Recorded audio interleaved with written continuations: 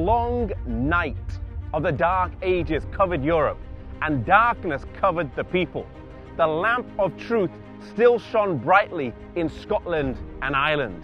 These two countries on the brink of the known world stood like a wall to resist the menace of advancing religious tyranny.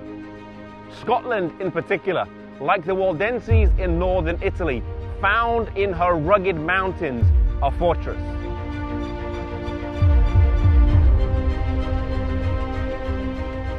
Iona is an isolated island that has become famous in Christian history. It became a central point to the Celtic Church for many centuries, preserving true biblical faith, teaching, educating, and sending out missionaries. The story of Iona starts with a man by the name of Columba, who was actually from Ireland and was born of royal descent. He lived in Ireland and worked there till the age of 32. And from the ages of 25 to 32, he is credited with raising up over 300 churches. Having a missionary spirit burning deep within him, he set sail from Derry in the year 563 with 200 of his companions and came to Scotland. They landed here in Iona, just off the coast of the Isle of Mull, in this bay, which is today named Columbus Bay.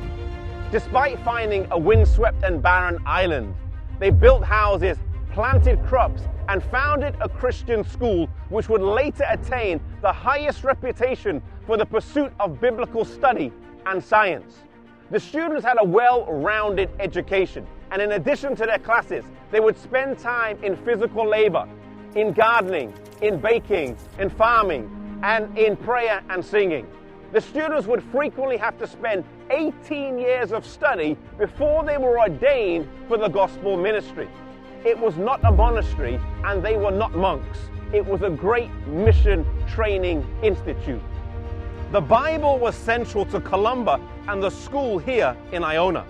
Columba built a church on the Bible and the Bible alone, and is credited with copying 300 copies of the New Testament himself with his own hands. Imagine how many copies his students and fellow faculty produced over the many years the school was based here on this little island of Iona. They followed the commandments of the Bible, including keeping the fourth commandment. In fact, the church here in Iona kept the Sabbath for several centuries. In many ways, the believers here were preserving a faith that was handed down to them over the generations since the earliest believers. They did not see themselves as reformers or as breaking away from Rome, for the faith that they kept had been around much longer. Columba labored here for 34 years before passing to his rest on the 9th of June, which was a Sabbath day. Iona would for many centuries be a leading center of the Celtic Church, sending missionaries out from the shores of Scotland flowing to the continental church. Columbus' followers would hold this island for 641 years before they were driven out by the Benedictine monks. Iona stands to us today and gives us lessons in the missionary work that took place here. While today many people come for a time of peace, reflection, and contemplation, a place where they can feel closer to God, we cannot deny the work that took place here.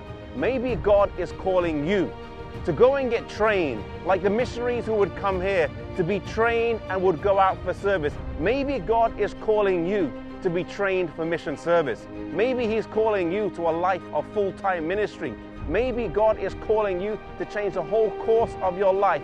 And if God is calling you, harden not your heart and follow the Lord's leading.